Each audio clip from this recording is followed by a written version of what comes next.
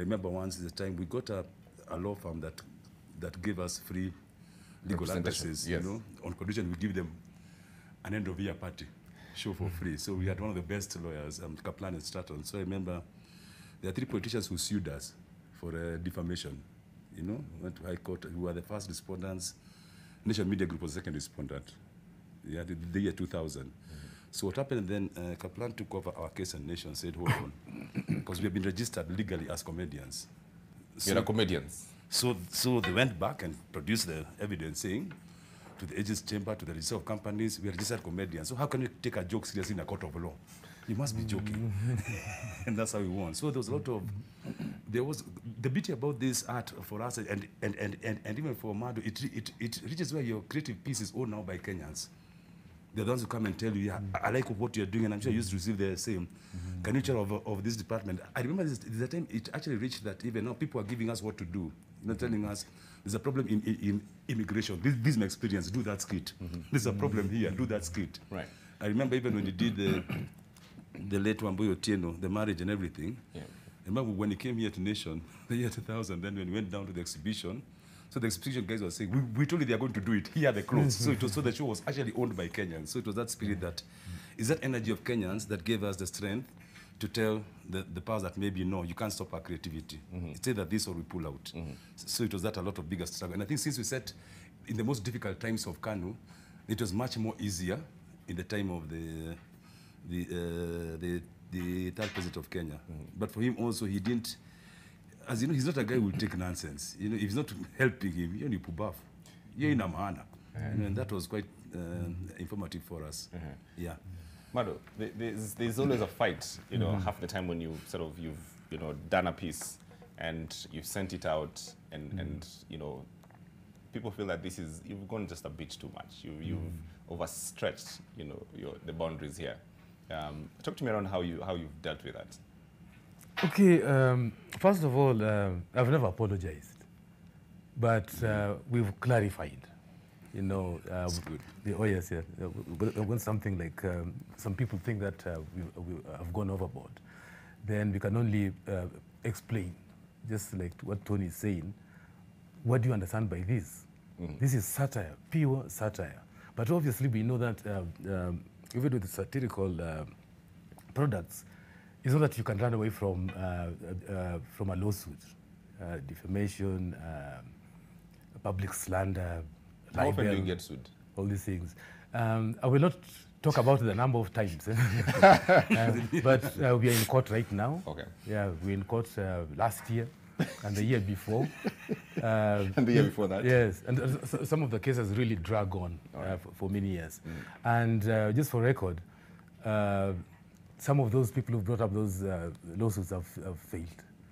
Yes, they've not been successful. Yeah, you just don't want to take on a publishing house that okay, you guys have defamed me and so on. No. You just don't go that. You just don't go that way unless malice shall be proven in your work. And as long as malice is not intended, then we're actually on the safe side. But these things do happen. People will complain. As I've stated, there's no way that you can please everybody, as it is. And again, there are people who do not have humor in them at all. It just does not exist. Yeah, we could mention names, but you see, we even make fun of a top trade unionist. The day you'll see him smile, and it's crazy. And again, okay, I'm really happy that I made C.S. Magoha smile the other day. with your piece. Yes, I did a piece on him, and okay, he didn't smile that much, but at least when he commented on that piece, he did with some humor, as it is. So I'm not saying that he's humorless, but we do know several people who don't have that. They don't even understand what humor is. In fact, they look at you as this just pure useless stuff and so on. And that's why when we go back to Mzee Kibaki, actually this was a happy man. I think that's why he's left us at the age of 90. Yeah, he smiled, he threw jokes, he did all these things. So, meaning that he had a clear mind. He enjoyed the beauty of life. Yeah, not that I'm in Tukana, so I go into a rage or something like that. And in a position of power, when the king's men see the king is annoyed, those are the ones who go out to get you. Yeah, like the ones that we watched harassing Redikyulass during rugby sevens, was it? Yes. Yes, oh yes. Those, it's not that Mzee Moi sent them, but they're over-enthusiastic, you know? And it's normally a very dangerous thing when you, as a leader, will throw tantrums from your office of power, and these guys are listening, so because they'll go out and break some legs. Talk to me around those dangerous moments. I think there's something interesting. What he's saying, because I remember the first time when Mzee Moi watched himself being whatever on a ridiculous show, the dancing and everything. And I remember we knew from some certain sources, he even asked the then Secretary General, you know, because Moi will do this act of, you know, you come in somewhere and say, Wangabi Waganu, thingis, and then, and Rabi was very hostile to Kanu.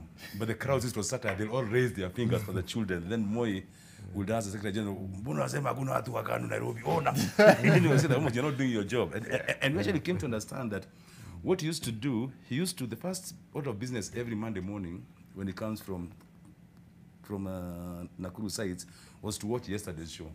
The Redikyulass show. Yes, so if you get somebody who's enjoyed the excited, you call him, oh, Najana umepatikana. You know, so that's a different person from the sycophants. Yes. In fact, the ones who really kill creativity are the sycophants. It's almost like what we're saying, even in government.